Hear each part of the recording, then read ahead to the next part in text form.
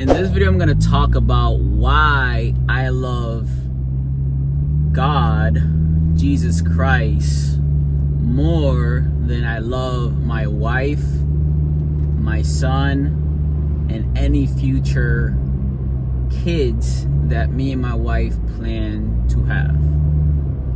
Okay. So, it sounds backwards.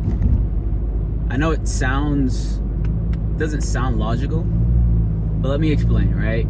So I'm gonna give some scenarios where if you don't put God first versus when you put anything else first, meaning our desires, the human flesh, and the things that we want versus the things that God wants. Let's say, for example, right, if I don't put God first. If I don't put God first, and I'm gonna use social media in this case, without having God first, hypothetically speaking, let's say a female slides into my DM, and we're talking about a 10 out of 10, right? Like, physically has it going on, the face, the body, X, Y, and Z. Let's say she's my type to the T, right? The flesh starts to plant a seed in my mind, whether if that's on the day that that female sends me a message, or maybe sometime after that, down the line, without having God first, the flesh will eventually want to respond in a way to seek attention out of my marriage, right? And a little message may not seem harmful, right? Or my wife is not gonna know. She's not gonna find out. I'm gonna try to way to sneak this around her, all right? These are thoughts that go through our minds when we think about our own desires and what the fleshly desires want, because the flesh always says there's something more, there's something better out there, right? The grass is greener. The flesh will make you believe that the grass is greener on the other side, right? So let's say you go down this path where you end up entertaining this female 3 months down the line, 6 months down the line, right? And then eventually you sneak it around, right? You're staying later at work, right? Or eventually, like, you're finding a way to entertain this female, right? I'm talking about just in my case, but for females, it could be the opposite, where you're entertaining a male, right? And you're doing this all behind your wife, so you're not being truthful, and you're bringing infidelity into your marriage or relationship. Now, again, this is you putting yourself first over God first. Now, on the flip side, if you put God first, right, and you have a situation like this, it no longer goes, hey, like, I know this is like the type of female that I typically would go for. This is like all I've been wanting, right? And it switches from the flesh making you believe that the grass is greener on the other side to, you know what? I'm going to have my flesh under authority. I'm going to tell myself, and I'm going to be disciplined. I'm going to say, hey, this is not right. You best to not respond to this female or male, right? If you're a female in this case. And then your flesh may want the desires of wanting something new, because the flesh desires something new consistently when it doesn't have that internal satisfaction, meaning when you don't have God in your heart, right? So without God in your heart, you're always searching for the next best thing, right? So yes, putting God first in a situation, God says be disciplined, right? Stay faithful, right? But because God is the ultimate love, right? So if I don't know the ultimate love that God gives us and provides us the discipline to stay in a faithful marriage, right, as one, right, then the flesh without God will try to weave its way out, right, like the serpent, into the devil's playing field. And so not having God is just being in the devil's playing field, but the serpent's very slick, so you're never going to know how he's able to maneuver into your relationship, right? So that's why I say yes, I put God above my wife. Now, another reason why I say I put God above my wife is, let's say, if my wife and I get into a debate or an argument, right?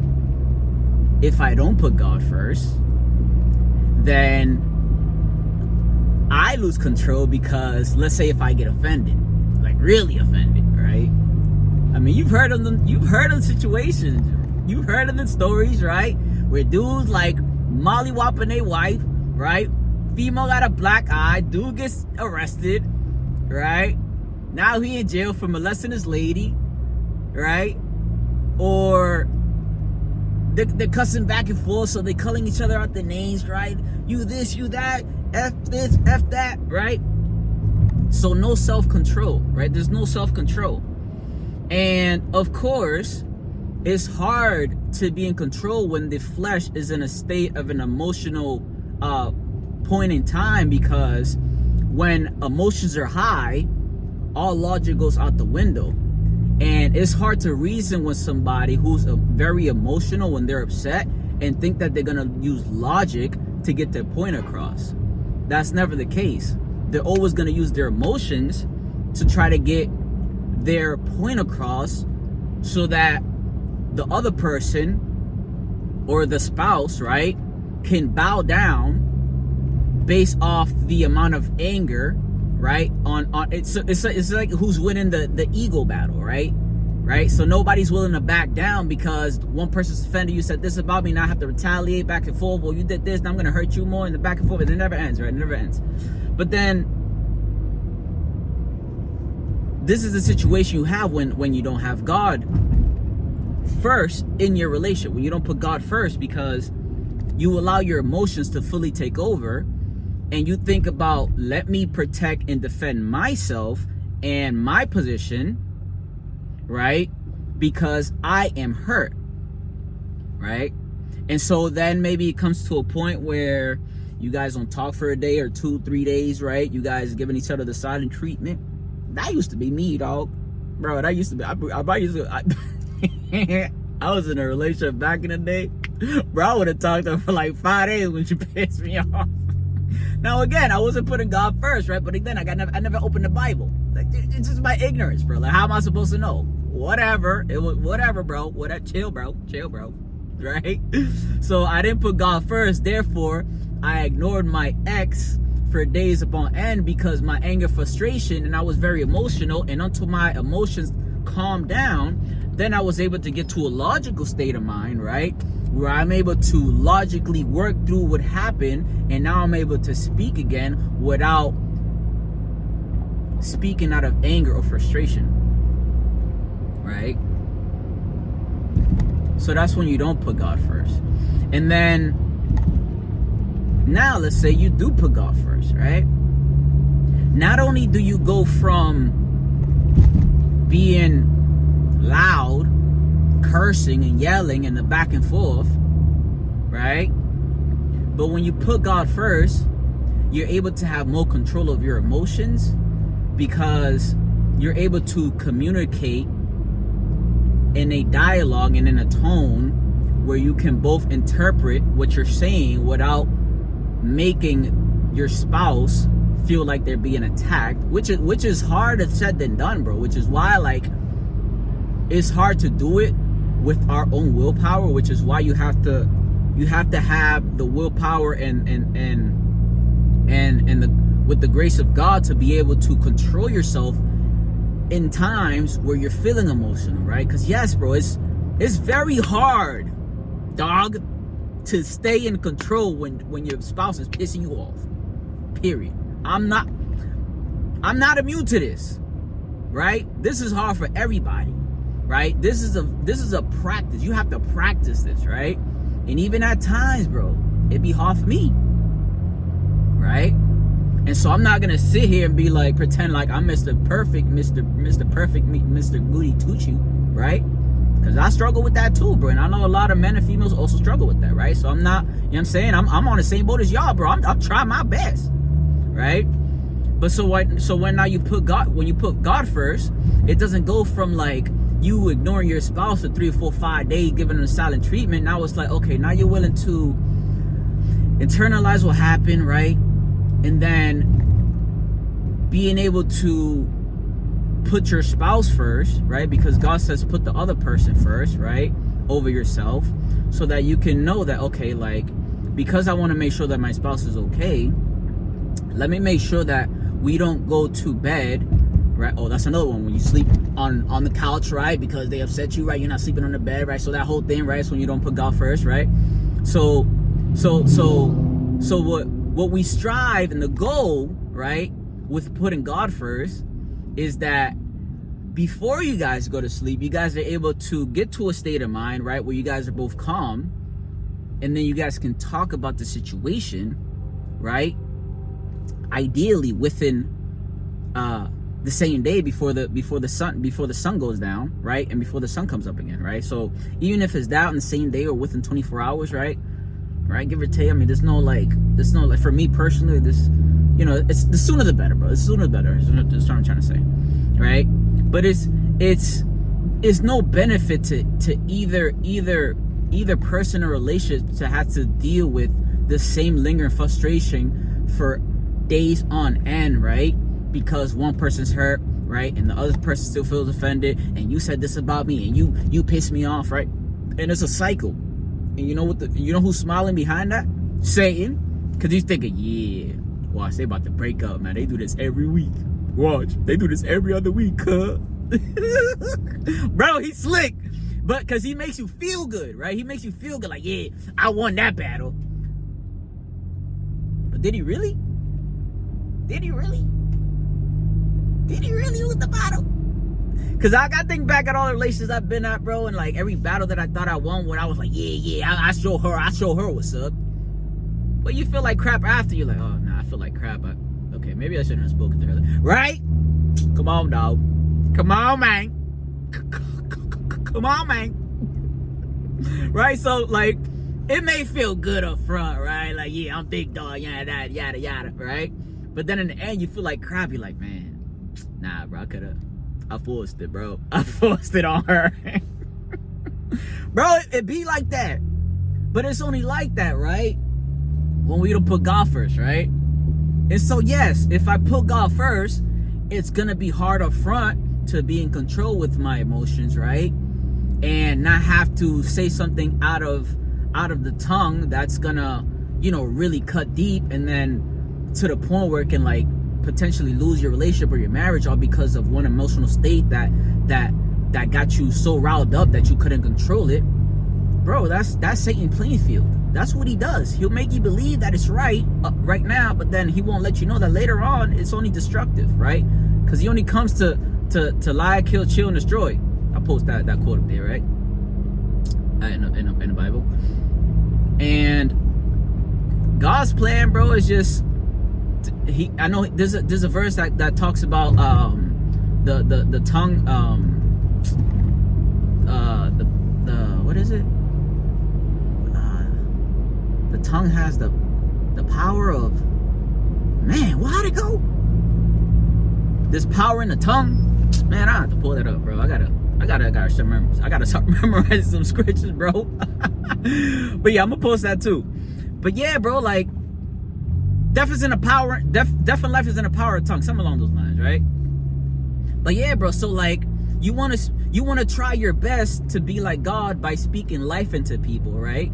Because the tongue is a double-edged sword. It can cut really deep, but it can also uplift somebody, right? So it's better to try to uplift somebody, right? And to try to at least bite your tongue when emotions are high, right? So that you don't say something to your spouse that you're gonna regret later, because that's what Satan's lie is. React now, worry about it later. God says, bite your tongue now, boy. Let your emotions relax, family. And then after your emotions have been regulated, then you can speak later when you're ready. But dog, that's tough. But that's what I'm saying, bro. You have to be able to put God first and know, okay, what does God say in relationships when somebody's getting upset? What does he say about this? What does he say about that, right? What does he say about emotions, right? What does he say about this? Bro, he has the script for everything you can possibly deal with on planet Earth. And all we have to do is open up the Bible and see what he says, right? So I always invite people to, just open up the Bible, see what God says about this, your relationship, your finances, your way of living, your friendships, right? X, Y, and Z, blah, blah, blah, blah. Bible stands for basic instructions before leaving Earth, right? And so I always encourage people to just open it up just so they can see for themselves what are the lies of Satan. And when you open up the Bible, you'll be able to know how to combat the lies of Satan, because it's the only way you can do it, right? I'm gonna give you guys another example. Let's say if you have kids, right? You have to love God above your kids, because if you don't know God's laws, then how can you properly guide your kids in love? Because God is the ultimate love, right? So how can you properly love? How can you properly love and guide your kids without having God in your heart and knowing God's laws? And so, let's say hypothetically speaking, bro, your kids is getting older, bro, and they acting crazy, right? So how do you control the kid that's acting crazy? Are you gonna backhand them? What, you gonna hit them with a belt? You gonna do this, right? What does God say? Right? So if we resort to our own understanding, right?